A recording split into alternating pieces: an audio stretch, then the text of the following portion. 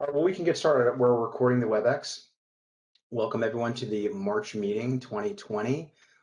Let's do a call to order, which is 7:04 p.m., Lori. And I'll begin with just a very brief chairman's report. I don't have a lot to report out on. First of all, I'd like to thank Peter for helping to chair and run the meeting last meeting. Peter, that was terrific. Thank you.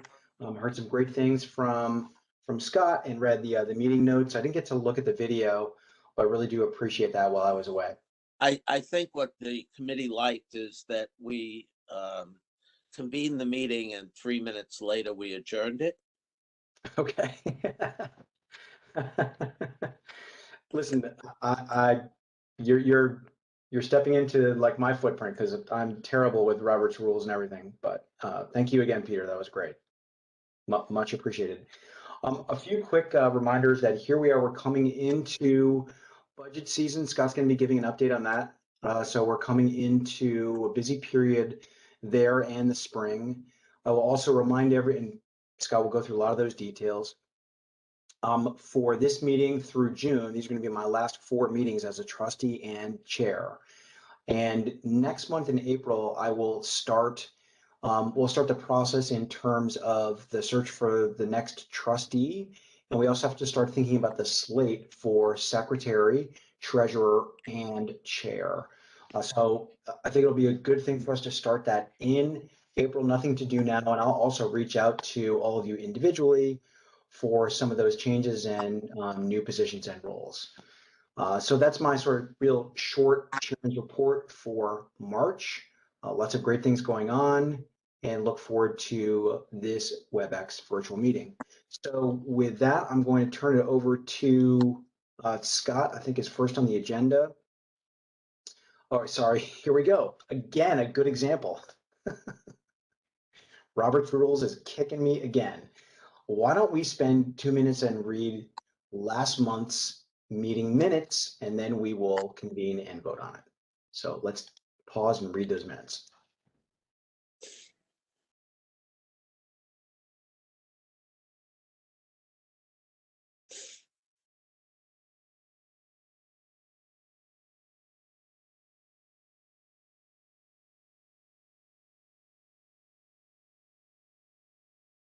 Christina, I'm noticing that we somehow skipped over 8 and 10, so I will make sure to revise. But Okay, that's a good catch. Just a numbering. Funny. Yeah, I know, but amusing. But... Under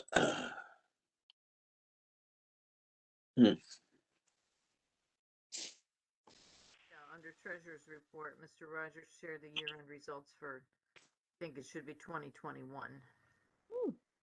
Okay, thanks. Great catch, Ken.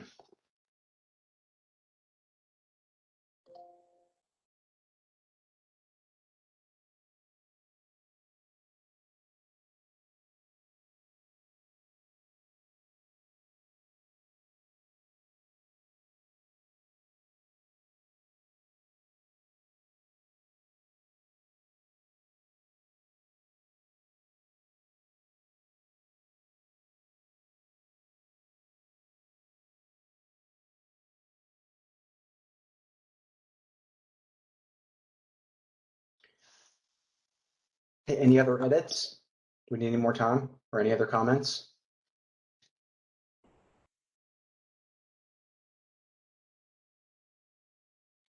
Okay, would anyone like to make a motion to approve the minutes? So moved. You raise your hand. So Peter is going to make a motion. Peter, we will introduce. I'd like to make a motion to approve the minutes. As amended for those changes. Yeah, I make a motion to approve the minutes as amended. What was the date of the meeting? I forgot. February 7th. February 7th. All right, I make a motion to approve the February 7th trustee meeting minutes. Terrific. Would someone like to second that motion? I'll second that motion. All in favor? Aye. Okay. Hands? I didn't see many hands. Everyone in favor of approving the minutes? Jill, Chris, everyone? Okay, great. All right, it's passed. Wonderful. So let's move on to our first agenda item, which is old business and is the budget process update. We'll turn this over to Scott. So right now, the Board of Finance hearing is the 16th at 7:30. We are early on the agenda. There's maybe two departments before us, Health and Human Services, which I have a feeling is, will not be contentious. We do have public comment after we present and would absolutely love to have a board member and maybe a board member and a Friends member. I will be bringing this to the Friends as well. A board member and a Friends member maybe say something during public comment. That would be fantastic. Jill, I think you've hinted at this. So, I think it would just be really helpful if they hear from somebody who is not me. Right now, we're concentrating on our continued increase in use. We're seeing it, month after month, we're seeing more and more people come in the door. I worked not this Saturday, but the Saturday before. And Mary looked at me at the end of the day and was like, oh my God, that's the busiest we've been since the pandemic. And it was busy. I mean, it was great. I was super excited about it. And I know Jan mentioned she worked this Saturday and it was also just as busy, and the numbers are bearing that out. So we're just trying to remind the finance committee that we're getting busier and busier as time goes on, and that we're seeing a demand for in-person and hybrid programming, which creates some addition and hybrid services, which kind of creates more work. They seem to be under the impression that we can, replace one member of the Board of Finance from watching the videos is under the impression that we can replace things with virtual and ebooks, and that's really not the case. And now we're in this weird world where we have a demand for both, and it's a lot more work. So we're concentrating on that. We're going to talk about the impact of cost of ebooks to meet demand. The fact that an ebook per circ is 3 to 4 times the cost of a physical book, and we still don't own it. So we should really be hammering that in as well. We also want to get them to understand, and this is something that I'm noticing at multiple levels in the town, is people are still viewing the library as transactional. In other words, they keep thinking the library is a place you come in, you grab a book or a DVD, and you walk out the door. But as we see through Wi-Fi, as we see through our door counters, people are coming to the library for an experience and staying for a significant amount of time. And just getting them to understand our business model a little bit better, I think, is going to be really, really important when it comes to funding. And we're seeing that the majority of library patrons are coming for an hour or more in the building, which is additional, staff engagement, additional programming, but also additional wear and tear on the building. So that's where we're at. Like I said, the Select Woman's Office was very responsive to our views on our budget. The budget's moved forward and passed the RTM with really no questions. Everybody seems either supportive of it or not concerned about it.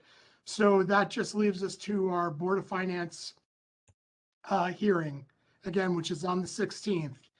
And that seems to be the one where the staff, there's a history of pushback there. Like I said, I've watched the videos. So I think having not just me or Jan there speaking to issues might resonate with some of the new Board of Finance members. There's at least 2 members on that board, so new members on that board. So I think that's just important to get them to hear the story, not just from employees, but also from members of the community who put a lot of time and effort into this organization. What's the time of that again? There's no exact time when we'll present. So the hearing starts at 7:30 and we're third on the docket. So Health and Human Services go before us, and then it's us. So my guess might be 7:45, 8 o'clock, depending on public comment and how much pushback do they get on their budget. The RTM meeting that I sat in on was the entire day. I basically just sat with my laptop open and that meeting running while I was trying to get work done. So I'm not sure how long these things will go, so I can't promise you a time. I remember last year I attended when Helene was running the meeting. Jan, you were there too. I think it was the same time, and we might have been third. We didn't end up going until about 9 o'clock. Jan, was that correct? Was that one? There was one that was very late, but there was also one that was pretty quick. We were in and out of there. I think it was when we were on the agenda like this. It was pretty quick, and then there was another one where it was longer. What's the date again? It is the 16th and it starts at 7:30. And I will send you coffee. And All right, where, so I have a little issue because it's on a Tuesday or a Wednesday. I don't know why I thought this was going to be later in the week, but I'm in class. Okay. So I probably could get there, but I probably wouldn't get there till about 8 o'clock. Well, What? it's online. Okay, but I just mean Yeah, but I'm in you can still class do it. Okay. till 8 o'clock. So oh, it's not in person, Scott? No, it's not in person, it's online. Ah, Scott, I'm fairly certain that I'm free. I'll be happy to join as, chair. My last meeting with Board of Finance, be happy to support you. I'll confirm my time for you. Okay. so, And I'll so- keep all you updated. I'll text you all as the meeting. You'll probably get a group chat from me just giving you an update of how the meeting's Okay. moving along. Because it's public comment, so even if a couple people make a couple comments, Jill, maybe you can, if your class is till 8, there's a good chance that you'll be able. I'll talk really slow while I answer questions. I think if I say to my professor though that it's for this, I think she'll let me leave the class I a mean- little bit early. It's just we're I would- doing a group project, so I just got to get it. Okay, it's fine. I would hope that your professor would be understanding. So.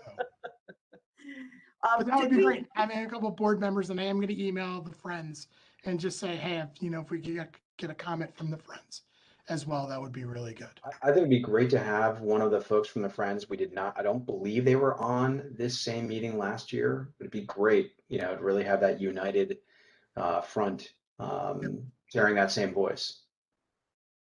David, did we want to do, I think we fashioned an email last year too that the board members sent as well. Did we want to do that again this year? Absolutely. I mean, it's pretty easy. I can dig that up. That's not a problem. I mean, we were really, creating a bit of a campaign and some awareness around that. So why don't I get that to you, Scott, by tomorrow morning? We can review that and then we can cascade out to the entire board here. And With I'll some- share, and once I get that, I'll share with you what our narrative is. Okay. And shout out to Jill, we redid our narrative. Yeah. So that got all fixed. I think it goes in line with kind of what we're focusing on to let them know, it's a weird time for everybody and we're just Yeah. getting busier and busier. So Yeah. what percentage increase to the budget are we looking at for fiscal year 23 over 22? I think it was 7%, but that may have dropped a little bit. I'll talk to Frank again. The problem is it's 2 budgets. That's the other real thing that I wish would change, that I wish it would just be one library budget. But it's 2 budgets. Sometimes the numbers get wonky the way they shift money around. Meaning it's one for Maine and one for Woods. Yep. So we're operating with 2 library budgets, which kind of muddies the narrative a little bit. Uh-huh. And then we have issues when we're responding to the comptroller about spending, because sometimes we just put stuff on Maine and then towards the end of the year put stuff on Woods, but it's buying for both locations. Interesting. Okay. Yeah, it's not, I've asked them for a change. And I don't think I will get it this year, but that is going to be one thing that I'm going to concentrate on changing, hopefully before next budget year, is a change where just one budget. Scott, I have a question in regards to the infographic. I can't recall. Has the new infographic been distributed through the newsletter? It has. Has it been shared with town government at all? So we're gonna send out another one next week, Okay. And I'm going to work on one that's actually like with a message from the town librarian about celebrating how well we've done. So the Okay. timing would be before that hearing. Okay. And what we should probably do, now that I think about it, we should probably put a link to that infographic in the next Select Woman's newsletter. So Jan, I see Jan's That's a great written it idea. down. That might be a good thing for us to do. That would be really cool. Yeah. I mentioned that because I believe that we included some of those statistics in that email campaign to the RTM and to the Board of Finance last year. Okay, so that would be good. Yep, I'll pull that up. Okay.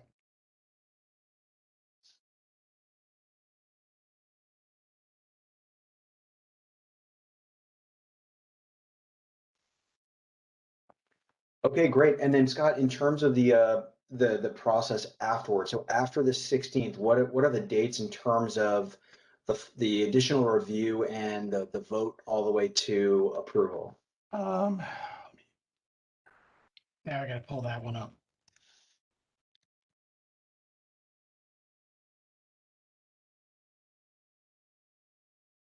The public comment session that it's so you guys like to go to is Saturday, March 26th.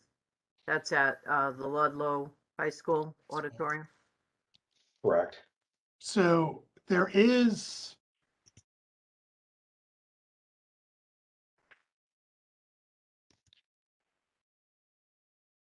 a possible, here we go. We could be called back. I'm trying to find Jennifer's, there we go.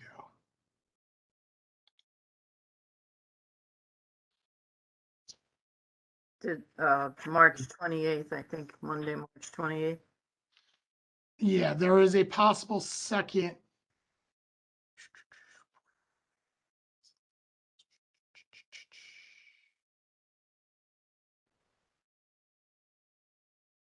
So we are the 16th.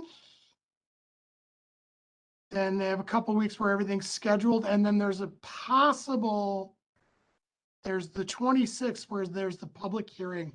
We could be called back on the 22nd or 24th, but they didn't think that was likely, and the library hasn't been called back before. Just for like additional questions or additional time. Okay. And then the Board of Finance has a follow-up if needed as well on the 28th. So there's public comment on there's the public meeting, public comment session on the 26th. So we definitely would like to get people there. And then there's an additional follow-up with departments meeting on the 28th as well. So if something's brought up at public comment, they can bring us back on the 28th. Okay. They vote on the 31st. And that'll be public exec session. So no, I believe it's a public meeting, but no public comments allowed.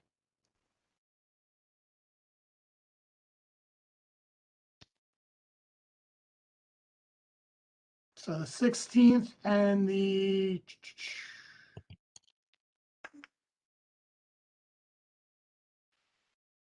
26th are the two dates that are important. So maybe if we can't have somebody on public comment on the 16th, then we can always have them go to the high school and do public comment there as well. Yeah, and I've been to both of them. They're both really easy. The one that's at the Ludlow High School auditorium is really simple, and those comments are very helpful because you'll have people stand in line. You've got all the town departments that are on the stage there. You have the chance to really voice your advocacy. It's good to have, I think, two members of the board or the library there. I did it a few years ago with Duncan Banfield. We had different topics that we talked about and, different areas of interest. We spoke from a perspective of being on the board, but also being patrons and part of the community. And that there were, department heads that had let us know afterwards that that was very helpful. So it's just good to be present. You know, when you're out of sight, you're out of mind. If we could do the three key things, such as supporting Scott and Jan with the Board of Finance meeting on the 16th, as well as the one in the high school on the 26th, and then the email campaign. With those three things, we'll have that voice and we'll create that advocacy of being in front of these department heads. They know that this is coming. They're you know, expecting, you know, they probably get tons of communications from lots of different organizations. But if we stay consistent with the same message, then that's going to go very well. Can you, what time is the 26th, or will you send an email about that? I can send an email that kind of lays Okay. everything out. The 26th Okay. is In the at morning. 9:30 in the morning. Yeah, there you go.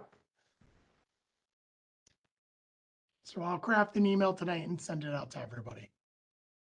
And that meeting was actually pretty interesting. I mean, we heard some pretty passionate members of the community, some that were, you know, very well spoken, and then some that were, again, very interesting to listen to. So it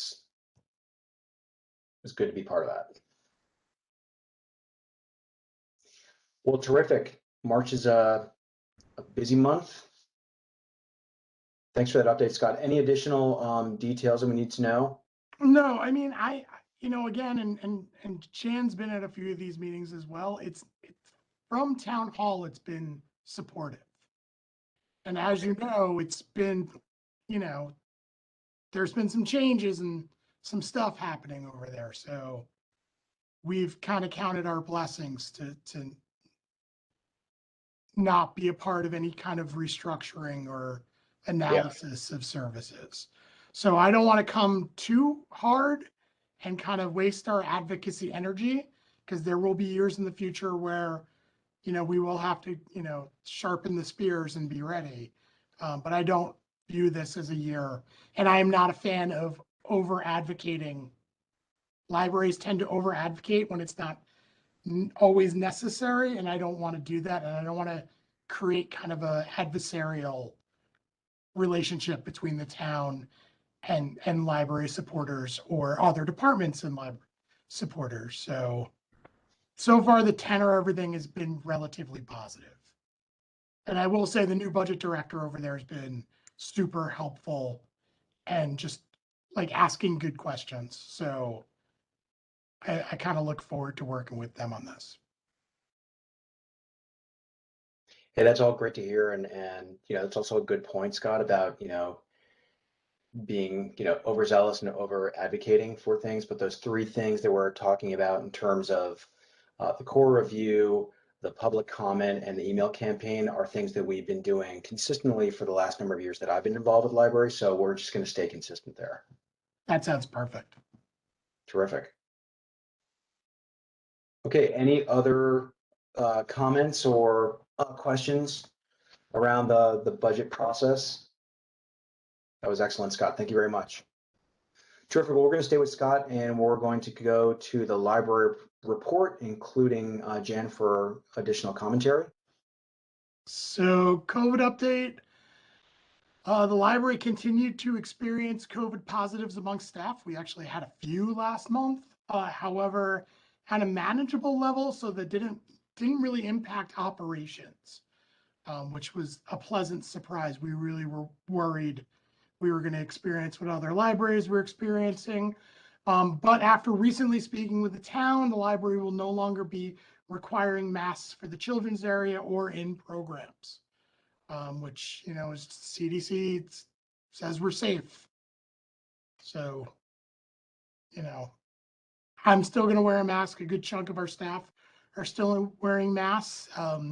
Patrons have been relatively good, although I got a report today that it was almost only 50-50. So, you know, we'll see. It's a strange time for libraries, but, you know, our staff are going to handle it as well as they have been, which has been excellent. So library operations, some stat highlights. Visits to the library last month increased 202% over the previous year. And where we saw a huge May I amount. have your attention, please? The library will be closing in 30 minutes. If you need a library card or special assistance, please come to the. So it increased from last year, 202%, while not at pre-pandemic levels. The library continues to see more and patrons return each month.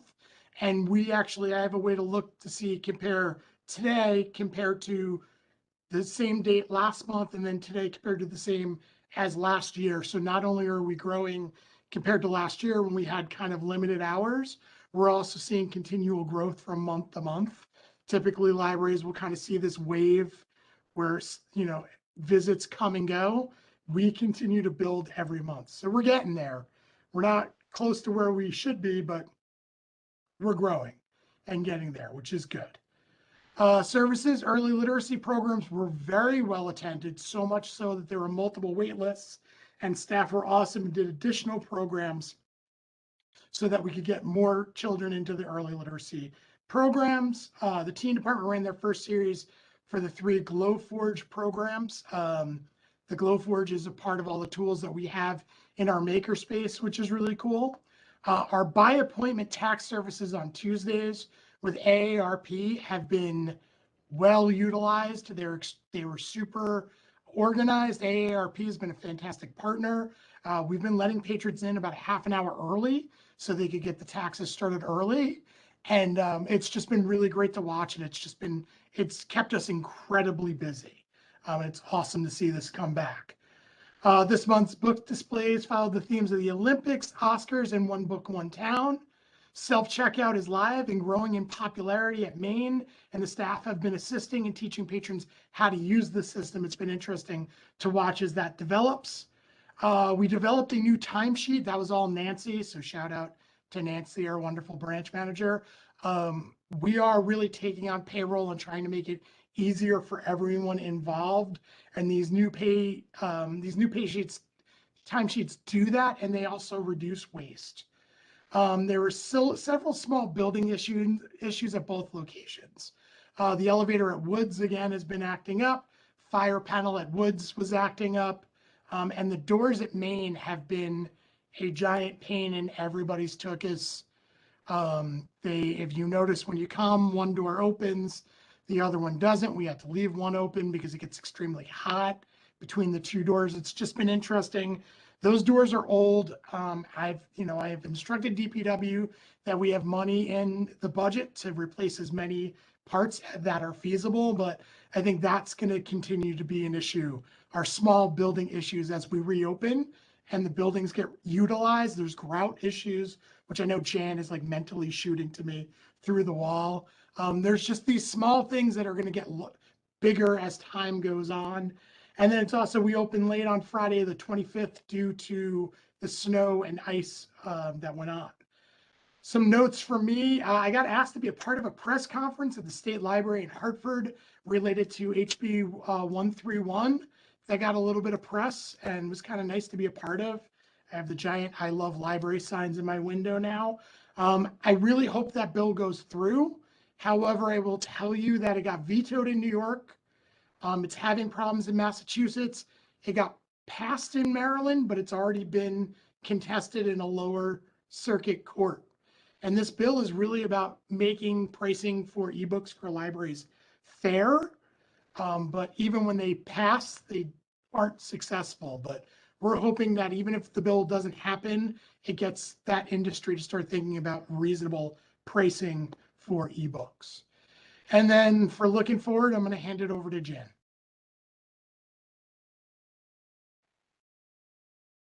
You're on mute.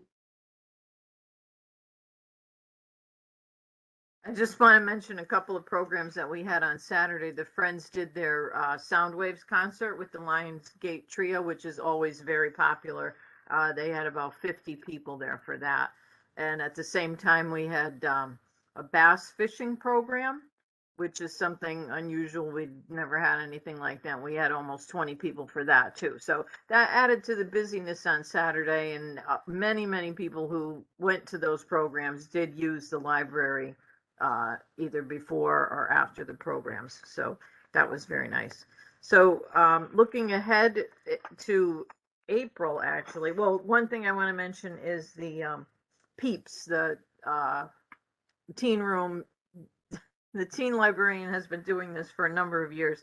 The kids make Peeps dioramas, and it is just like so much fun, and they're great. So watch out for that because you'll see them on Instagram and other social media, and I think you can even go and vote for which are your favorites, but that's always a lot of fun.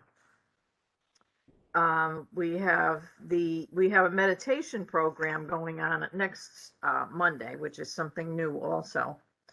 And the reception for the OBOT writing and media is next Tuesday. And that will wrap up all of our OBOT events for the weekend. Then looking ahead to April, we are very excited. We're going to have Jane Green, the writer. She has a new book coming out called Sister Stardust. And we're going to try back to having it in person with some refreshments. We're partnering with the Friends on this. So we're very excited about that. And the night before that, actually, the Friends are having a 3-author event over at the SHU Theater. And that is actually $35. If anyone would like to come and support the Friends, that would be really nice. And then just one other thing, I don't know if you noticed that if anyone gets this, the Fairfield Coastal neighbors or the Fairfield Greenfield Hill neighbors, we've been having articles published in this for, I don't know, six, I think we started last July.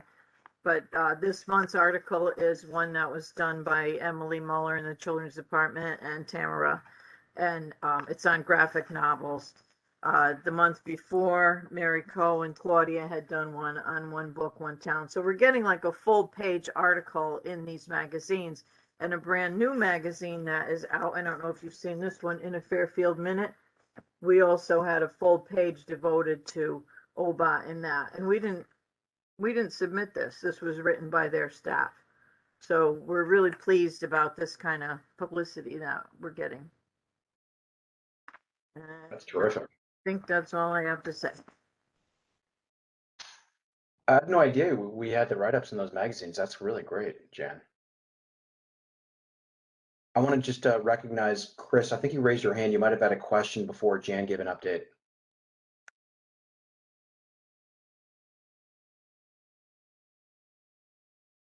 You're still on mute.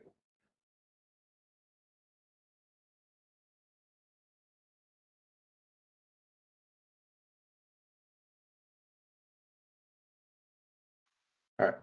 It shows that your microphone is crossed off here within WebEx. You might have to uncheck it. How about now? Can you hear me now? Yep. All right, good. Sorry, new computer and nothing works. I had to go into the system settings to fix that, so apologize. Going back to Scott. Scott, quick question for you. What's the rationale for them passing the law and then in the lower courts kicking it or getting it overturned? Is it a lobbying effort? Like, what's the deal? Like, no, you're muted.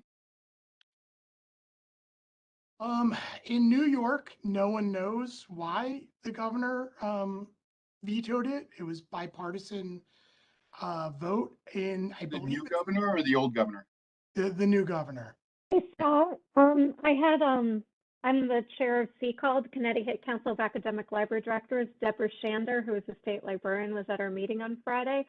And from what she said is it's the publishing industry is so big in New York, they did not want to lose it. So that was a big part of it. The publishers were just saying, so that was the word on the street. I don't know if that makes sense kind of when New York, I don't know if we have to worry about that with Connecticut.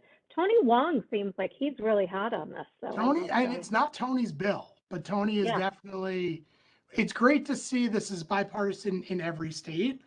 I believe in Massachusetts, the pushback has to do with, I think it has to do with copyright and their arguments around copyright. And I will tell you at the state hearing, so I also spoke at a state hearing, there was someone from the publishing industry there. So, I mean, there is definitely some lobbying not understandably, but not a surprise that that the publishing industry would have some lobbyists kind of arguing against it. And the idea is always the same, that there's friction. Having a physical book in the collection, there's friction to it. You got to drive, you got to park, you got to walk up to the shelf, got to take the book out, you got to walk it over to a desk. That I can kind of respect a little bit of friction to it, but it still doesn't excuse the prices. I mean, it really is per circ, and that's the other thing that's like the trick. It's like, oh, well, this is only twice as much per circ because you have to renew your contract basically. Per circ, we're paying, 3 to 4 times more money than we would for a physical book. I can handle double, but 4 times I think is really a little bit, a little high. So Is there any discussion about like what's the margin on it? Like what's the publisher making on that versus, the physical? Is that a big part of it? I would imagine a lot. Yeah. I mean, So- have they, I mean, I guess I would hope that the Tony Wangs of the world and whatnot, they're actually learning from what's going on and they're crafting a bill that's going to be able to get its way through. Because, I mean, listening to you, and I agree with you, I mean, it seems like this is a significant problem for any future library going forward as more of the catalog goes digital at this Digital. stage. Yeah, I mean, I think everybody recognizes it. I think every association recognizes it. I think it really just comes down to, and politicians recognize it. I think there was at that hearing, there was 7 of us that spoke.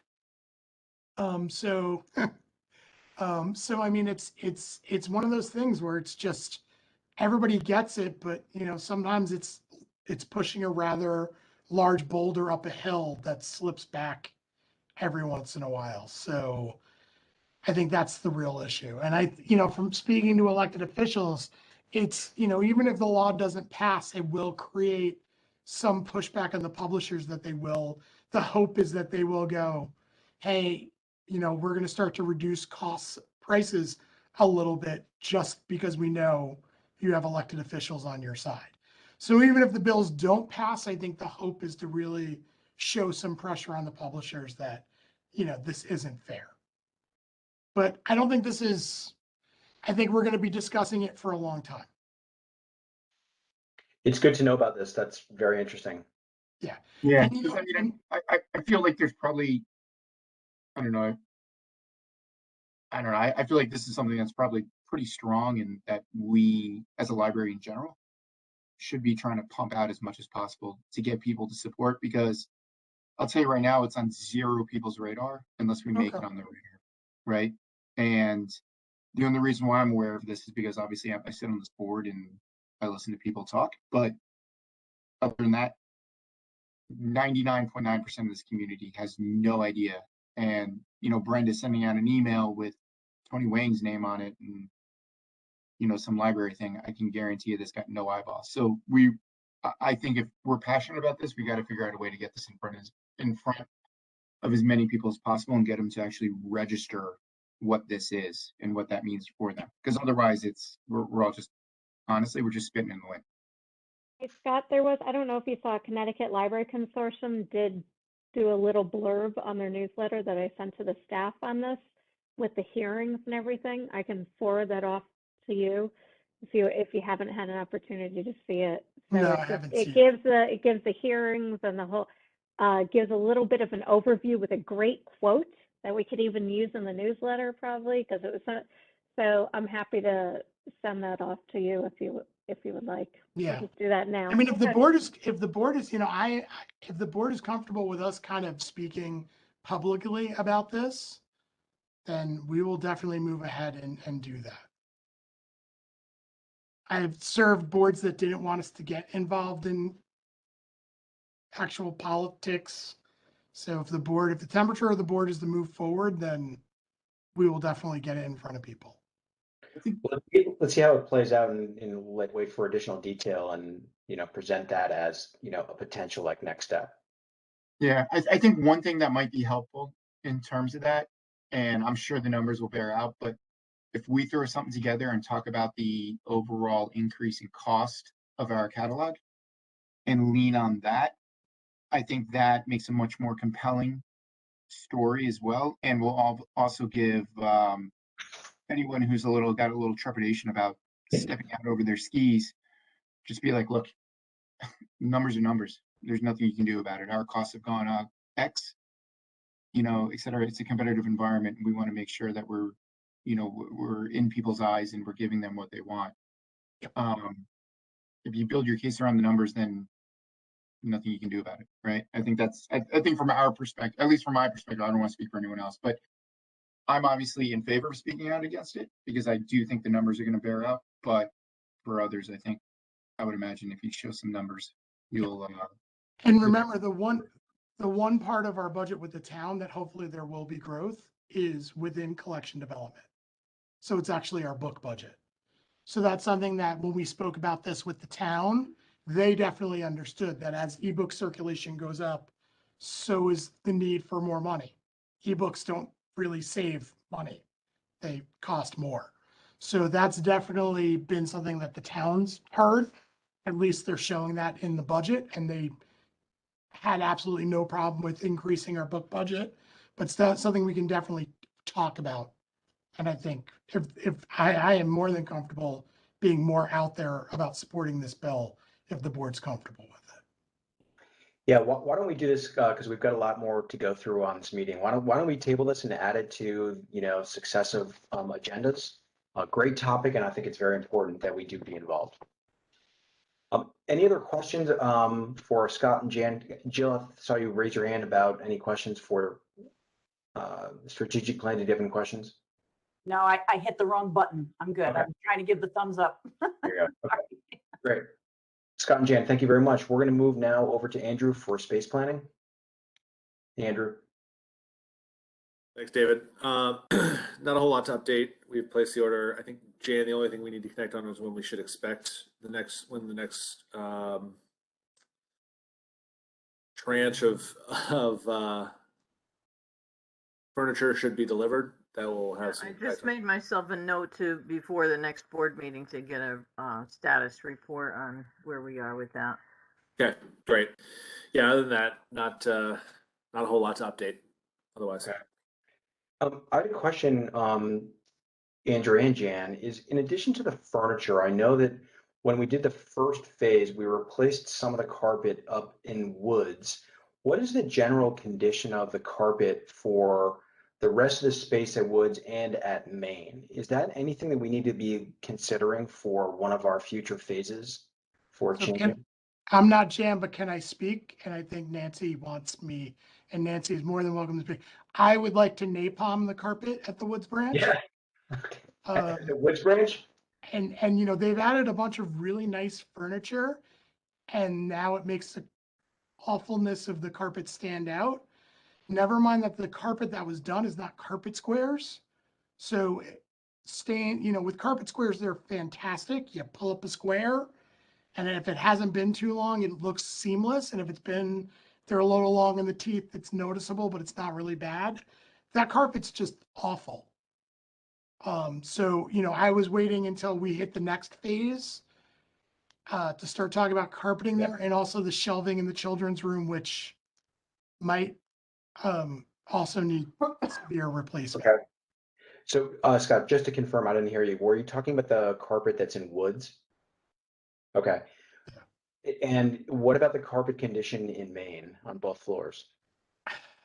Well, we had almost all of it was replaced after the flood. That's what I thought. Now, was that on the second floor, Jan, or was any of it on the first Children's floor? room, second floor, and the program rooms all have new carpeting. Okay. The only places where we didn't get new carpeting was the admin area, the hallway, going down to the staff room and office areas, and it's Okay. Doesn't get as much use because the public doesn't travel there. All right. Well, ironically, now we have a lot of new carpet in Maine. Okay, so potentially that could turn into maybe the next phase of our sort of capital spend and, phase 4. We don't have to make that decision now, but that might be something to consider detailing. Yeah, that makes sense. I think we want to make sure we get through this particular Sure. Of course. bucket. Yep. That makes a lot of sense. But yeah, that's I'll keep that in mind moving forward. And Andrew, have Scott. there been any, sorry, go ahead. Oh, no, I was just gonna say that just was a reminder as we look to, as part of this latest order of furniture, I think we're getting close to putting a bow on the furniture plan. So Great. getting together maybe the next couple months or so to discuss next phase with Jay and Scott. We'll get together and talk about that. Just start to build some of that out and figure out what some pricing might look like on that, so we can have that ready whenever we're ready to pull the trigger on it. That makes sense. That's great, Andrew. And then for the order that's going to be submitted for this last phase here, just to remind everyone, you anticipate that delivery is what time this year? Around July? Not sure right now. Right. Yeah, the supply chain stuff, it's been a Of little course. bit iffy, but Yep. yeah, Okay. mid year is what we're looking at. Okay. Well, we're on track. There's been a lot of great improvement already. So thank you for your, excellent help and detail on that, Andrew. That's great. That's it for space planning. All right. Terrific. Thank you, Andrew. We're going to move on to our next agenda, which is the fundraising committee. Peter Wilner. Peter, we got you on mute there. There we go. I think once I come back to the same issue, I mean, Scott just started and we've met. I believe that before we move forward, we really need to have that meeting with the Friends organization, so that we can be on the same page together. And I don't know if Scott wants to set it up or if, well, I think he should be the one to set it up for the three of us. For Leanne, who's not on the phone, right? She's not with us today. That's correct.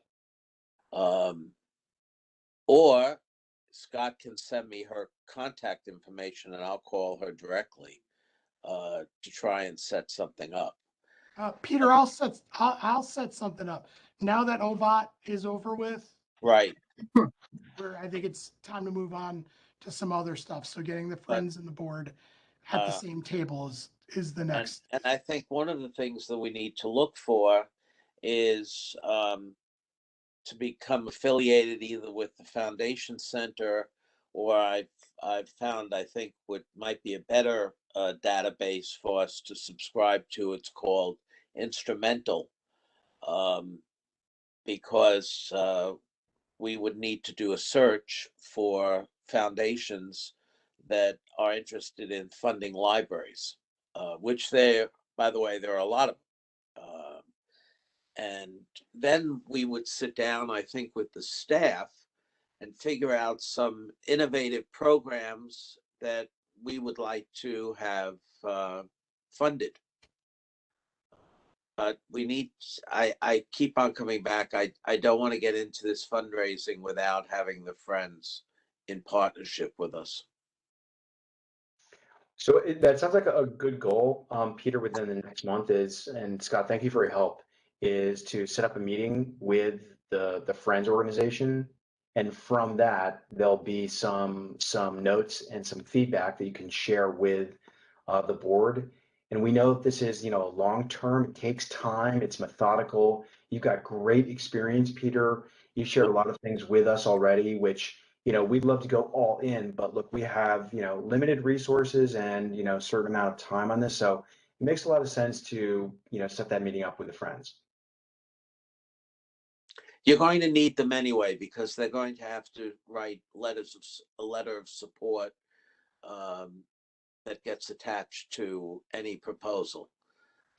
Of course, I really see that this is the opportunity to strengthen our tie with the Friends. I mean, that's an organization that really is, all about fundraising. So it makes sense that we create that conduit between the two.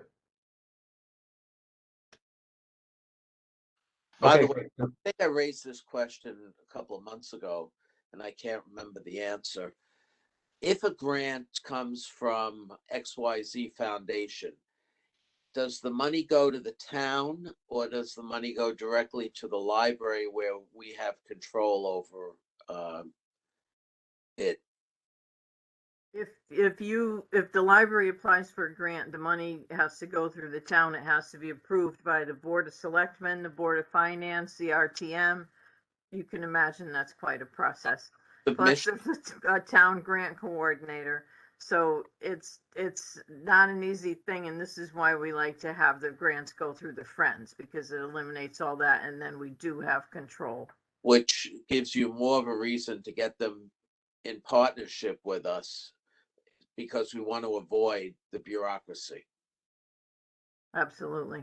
The reason why most libraries have friends or foundations is for this very reason. Yeah, no, it makes a lot of sense. Because if you have to jump through all those hoops, forget it. You're not making it through that grant process. It's just not. It's bad enough you have to go through their process at the foundation level. This one would just kill it. Okay. Excellent. Well, that sounds like a good next step. Look forward to hearing the findings and feedback from that meeting at our next meeting. Mm-hmm. Okay, great. We're going to move on back to Scott for finance and budget report. Right now the library is spending a little bit under our town budget. Mostly just a lot of it has to do with staffing, since that's a large component of that budget. But we're using a software the library's always used called When to Work. And we're now doing a better job of putting schedules in ahead of time. And I'm going to have a better picture, like the children's staff actually scheduled their June schedule, their last month of the fiscal year, to give me an idea of how much money they'll be spending on part-timers. So while we're underspending, that money will definitely be increased as people come in the door and as our librarians start to do more outreach, especially for summer reading. So a lot of the times we use part-time hours so our full-time staff can go to the schools, the recreation department. So we're going to see an increase in utilization of that part of the budget. So we're under, which is a good thing, but we're a little too under. But what we're doing is we're starting to use more of that money. That makes sense. Great. Peter, you have a question? If at the end of the year there's a surplus that goes back to the town. Yes. So So, and there's a little bit of the surplus that goes back to the town quarterly. The comptroller will email us and say, hey, if there's, a certain percentage point under, you really need to have a good explanation.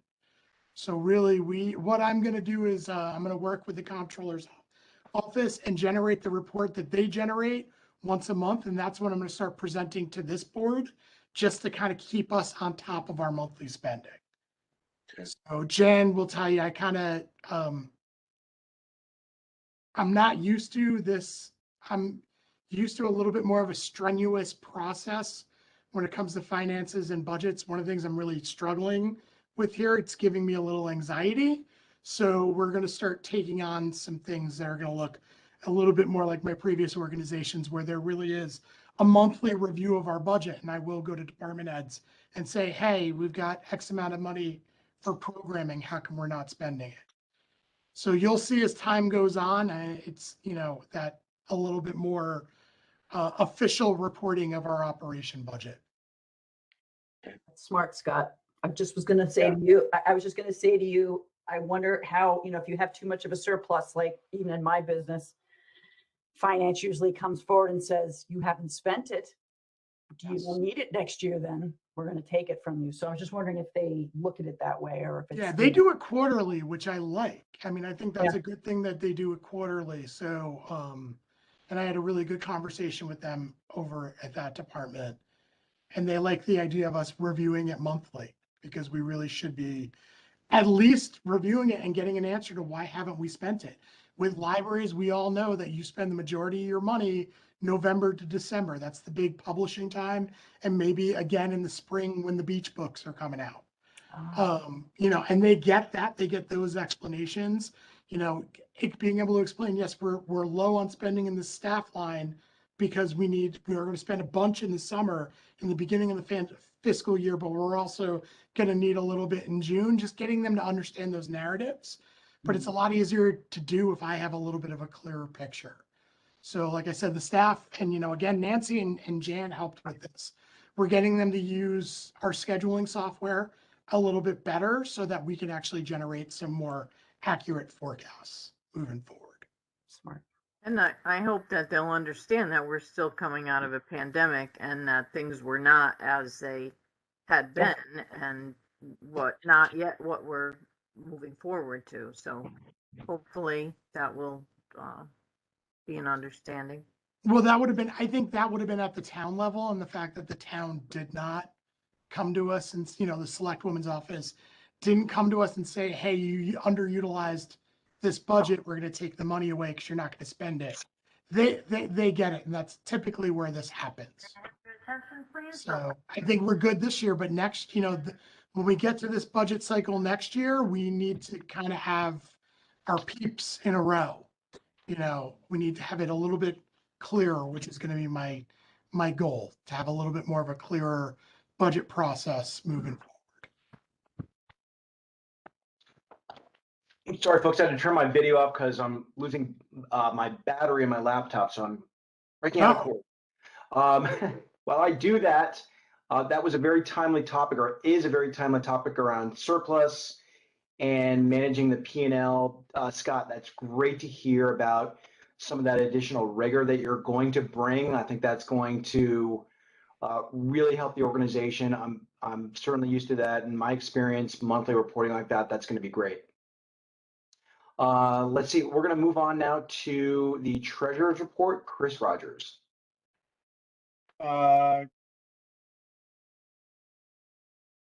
Okay, real quick, I sent out something earlier today that kind of outlines everything worthy of discussing at this point. I think it's important to note that on quarter over quarter, right now our endowment's down about 8%. Anyone who's watching the news can easily point their finger and, sorry, I just lost my monitor. There we go. Can easily point out like what's going on. We've got what's going on in Europe right now, which is Ukrainian-Russian aggression. And then in addition to that, the market itself has been in free fall since right around the beginning of the year. S&P 500, which is historically how we invested our endowment funds, since for a long, long time, is down currently 11% year to date. We're down 8%.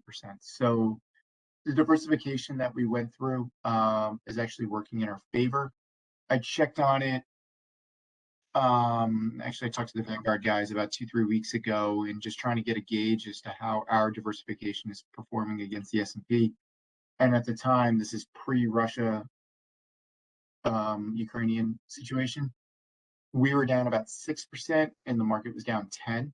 So we were performing a little bit better against what I would call essentially is our benchmark at this stage. But that's neither here nor there. It's nothing we can really control. The hope is we rebalance, and as we get through this, the market will continue to, fully start to rally in the second half of this year, and we'll continue to be in a better situation like we have over the last couple of years. On the library space planning, I just put in some notes here, just as a headline number. We agreed at some point, I can't remember if it was 2020 or 2021, but we agreed to draw down in a special situation about $225,000. So far, we've drawn down about 207,000, leaving us with 18,000 of that initial drawdown. Right now, our 2021 2% allocation is going to be $98,560,000. Our next big spend, I believe, isn't going to be until about summer, so July, August timeframe. So at this stage, I don't see any benefit of pulling this money out and just sticking it in a 0% interest rate money market account. So right now, we'll just leave it in the account and hopefully it'll start to work for us. And when it's time to actually pay some bills, the down 11% will be better than that number. So if you have any questions, feel free to follow up, but that's all I got. Chris, thank you very much for sending out this report. I like this format. It's really, really very helpful, and I appreciate getting that before this meeting. A question for you on your bullet points. The last one, did you intend to say our 2022 2% allocation? I mean, The you can last say bullet point. 222. It's based on 2021 with the rolling averages. So whichever bucket we officially, I guess we're pulling it out in 22, so we can classify it as 22 if it makes you feel better. Okay. So that money has not been drawn down yet, but right now, if we were basing it on the previous, what is it, 5 quarters average? How many quarters? Eight quarter average. So the previous 8 quarter average. So it's really not 2021, but it would be like our allocation to draw down in 2022 based on the previous 8 quarters, that average, less our debt repayment to the town would be, the following figure. And we don't currently need that money right now because we don't have invoices that are pending against it. Is that correct? Correct. Okay, great. So I think it makes a lot of sense, Chris, that we hold and leave it where it is. That's very smart, very fiscally, responsible. And when that time comes for those invoices, I anticipate, Andrew, we won't know until the orders are placed for that furniture. We probably won't have the invoices due till second half of the year.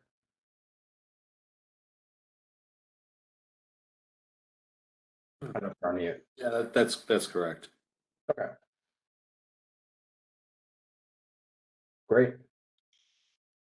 Yeah, and thanks for checking base with Vanguard. That's good to know that it's down 6 when the market's down 10. Yeah, I mean the rebalancing to a degree works.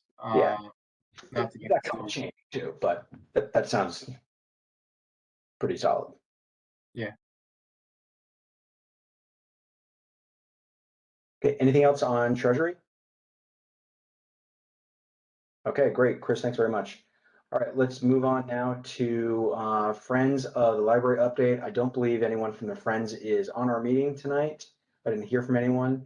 Scott and or Jan, did you all attend one of the recent meetings? You had any updates that you've heard from the Friends organization? We did both attend that last meeting. I do want to mention that the mini golf is coming up April 10th, Sunday, April 10th. Okay, great. There'll be a new art installation. The reception will be April 4, whatever, April 7th. No. Yeah, no, that can't be. I think I put it in the original, in the full report. Let me. You don't have to worry about the date, Jan. Okay, but that's It's coming up. it's their other big event is on April 7th as well, so I'm surprised it would be the same day. And the monthly meeting for the Friends is next week. So ours usually in the calendar is the first week, theirs is the week after, correct? Okay, great. Thank you for taking the time to do that and attend those meetings. Okay, so no other updates about the Friends. We'll move on to new business. There are 2 items that Scott wanted to add to new business. We'll also open it up for anything else that's not covered. The first one is the One Book, One Town review. Scott, do you want to kick that off? Sure. This was pretty amazing, to be completely honest. Estimated in-person attendance was 375. And it was shared with me, it's some of the youngest skewing demographic we've had for OBOT yet. Ages were all over the place. It was fantastic. Virtual attendance, so attendance that night was 131.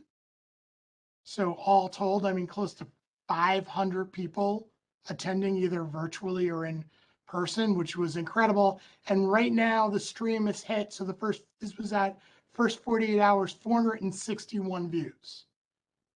So, and then on top of that, Philip and I worked on it. So the Q&A is a part of our podcast, and the Q&A was the best part. And Philip, who is our head of adult services, needs a TV show because I would watch it every day.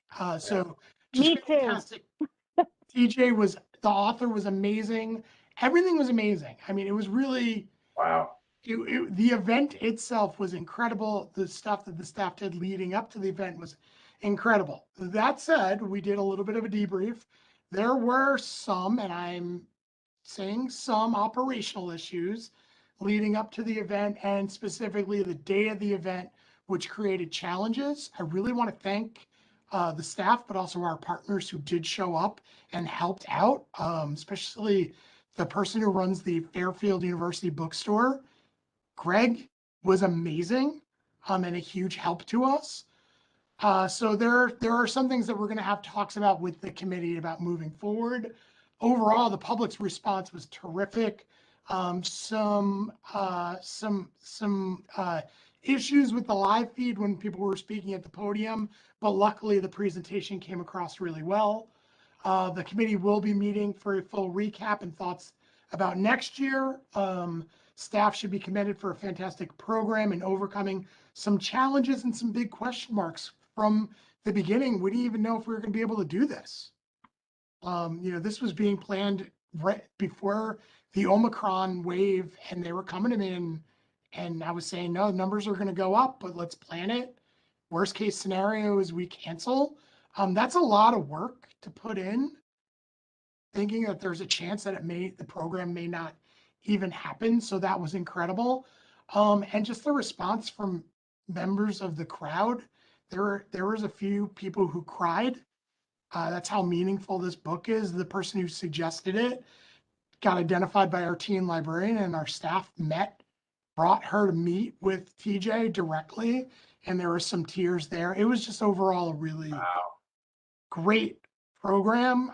We may need to make some changes for next year, but just everybody, the staff kicked butt, and it was awesome. And I was extremely proud to have taken part in it. So Yeah, was a I'll huge share as success. I'll share as a virtual attendee. This live stream was incredibly professional, so one would not have known that you had any issues with anything. And I thought it was a delight. I mean, Philip was incredibly professional. The author TJ was it was warm. You felt really good. I sent it to my own staff, and I said, it was such a great way of spending an hour of you attend some of these things, you don't know. This is worth your time. It was a beautiful event. Congratulations. Really well done. Congratulations, everyone. I'm sorry that I was out of town to miss it. It just sounds amazing. That's just what an incredible, accomplishment for all of you. That sounds amazing. Congratulations, everyone. Great to hear. It's still on my list. I plan to read it.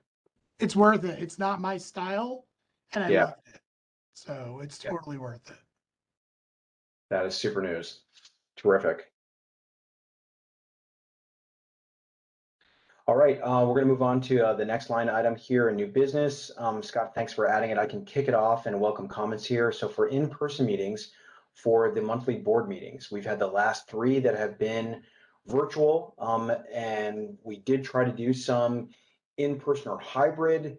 Then Omicron kicked in. We've gone to virtual for the last 3. I think that it would be, an option for us to consider to go back to hybrid. We don't have to go to all in-person, but it works well with offering everyone the flexibility of being in person by using the OWL system within the main branch, and also provide a WebEx option for those that cannot attend in person. Does anyone have any issues with us moving now to a hybrid option? No? Okay. I guess it's that easy. Would anyone like to make a motion to suggest that we now move forward to go to hybrid starting at the next monthly meeting? I'll make a motion that we go forward with moving to a hybrid model for our board meetings. Thank you, Jill. Would someone like to second that? Peter, all in favor? All right, that's great. See you guys in Maine. or on WebEx. All right, wonderful. We also now have the opportunity to open for any new topics for new business. Anything that was not put into the agenda? Okay. Our next meeting is going to be, I think it's April 2nd, if I'm not mistaken. Is that the right one here? I'll tell you right now. It is April 4th. April 4th. Okay, great. And I will also be sure to put that on everyone's calendar a little bit earlier than just a few hours before. So with that, we're going to be, well, before we put the timestamp, would someone like to make a motion to adjourn? Andrew, I see you smile. I'll move to Andrew. adjourn the meeting. Terrific. All right, would someone like to second that? I'll second it. All right, all in favor? All right, it is official. We are adjourning at 8:14 p.m. All right, everyone, great to see you. Thanks for your time. Yep. Excellent meeting and discussion. We'll see you all soon. Good night, everyone. Bye. Everybody. Good night. Bye. Take care.